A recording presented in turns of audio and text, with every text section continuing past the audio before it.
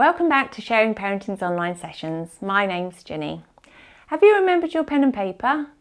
If you have one of our Raising Children workbooks, you'll find the exercises on page 103 to 107.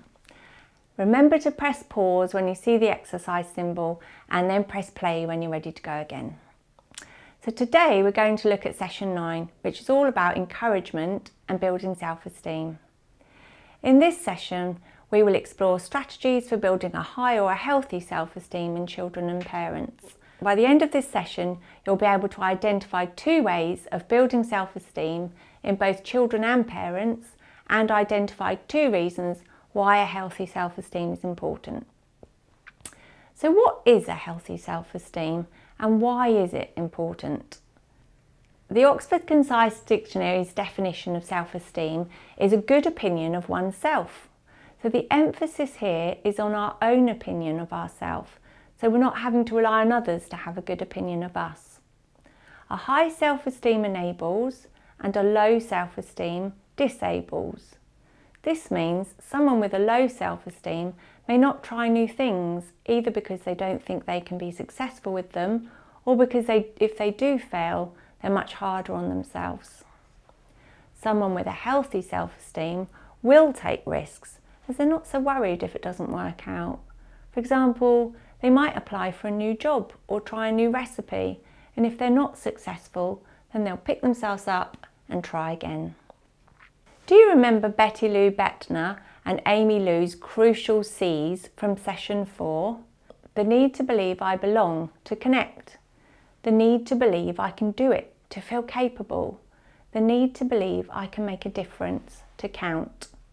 And the need to believe I can handle what comes, to have courage.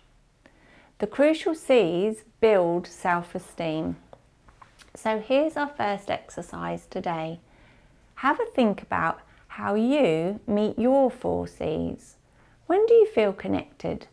Where do you feel you belong? Who smiles when they see you? Who or where do you enjoy being? When do you feel you're capable? What do you feel you're good at?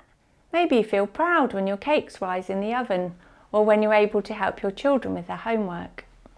So when do you feel you count? Who listens to you? Who do you listen to? Who values your opinion? And when do you feel you have courage? When do you take a risk?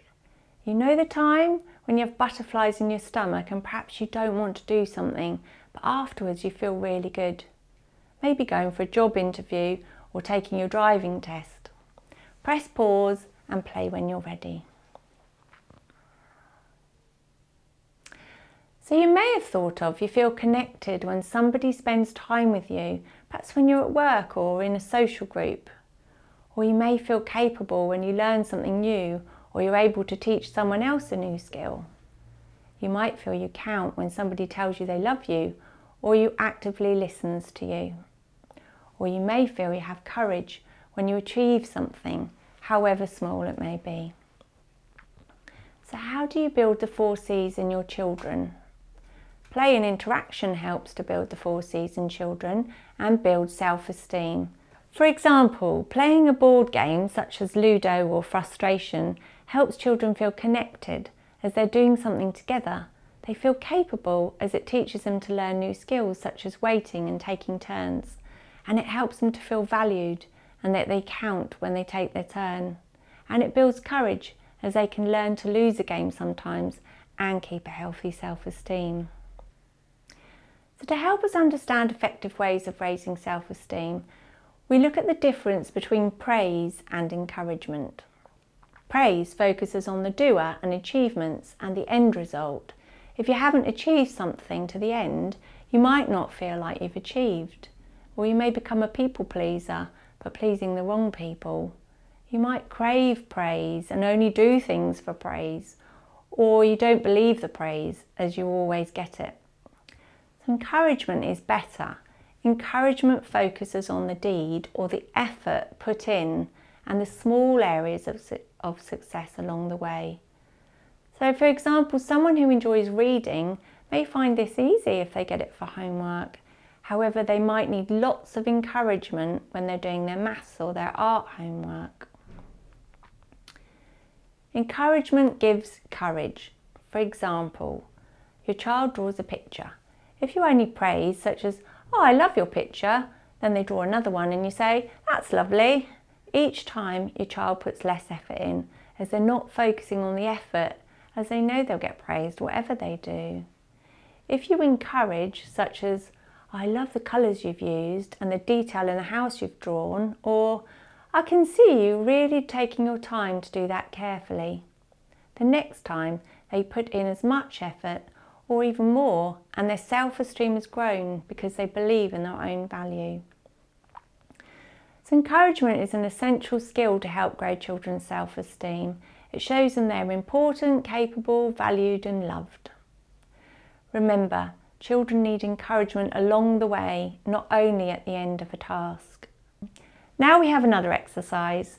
Think of something your child struggles with. It may be something like reading or homework or lacing up their shoes. What sort of things might you say to encourage your child? Press pause and play when you're ready. So you might say, "I'm proud of you. I can see you've tried really hard with your spellings." Or, "Well done for giving that a go. I can see it was not easy." Or you might say, "You've shown real patience there. Well done." Remember, the way we talk to our children becomes their inner voice when we're not there. Sometimes we call this inner voice self-talk. People with a healthy self-esteem are really good at positive self-talk and listening to their inner voice, such as, "I was really brave to try something new," or, "Even though that was difficult for me, I can see that I'm slowly getting better," or, "Better luck next time." Remember labelling in session 8? We remembered to label the deed, not the doer. So instead of, "You are stupid," we were saying, "I can see that was difficult," and also modelling the behaviour you want to see in your child, such as, "Even though I found that difficult, I tried." It is vital as parents that we address our own self-esteem and courage, and it's hard to encourage others if we feel discouraged ourselves. This brings us to our exercise. How high is your self-esteem? Think of an average day, not a good day or a bad day, and rate your self-esteem between 1 and 5. So 1 is a low self-esteem and 5 is a high self-esteem. What number would you give yourself? So who's at the driving seat of your self-esteem? Take a moment to think about how you respect and encourage yourself. Imagine your best friend describing you. What would they say about you? We're often much harder on ourselves than we are on others. Press pause and play when you're ready. So ways to respect and encourage ourselves include taking time to do something that you enjoy. So remember to refill your jug. Notice the small achievements, such as getting up and dressed and getting the children to school. Try and positive self-talk. Be your own best friend. Lots of comments like, "Well done for trying that, even though it was difficult for me." Remember, helping your child to connect, to feel capable, to feel they count, feel they are valued and have courage helps to build their self-esteem. Praise focuses on the end result, but encouragement helps your child along the way. Encouragement can motivate your child to do their best. So this week, your task is to choose a particular time to practice the skills of encouragement with your child. Catch your child doing something well. Notice your child's reaction to this encouragement and plan to do something for yourself this week. Thank you for listening.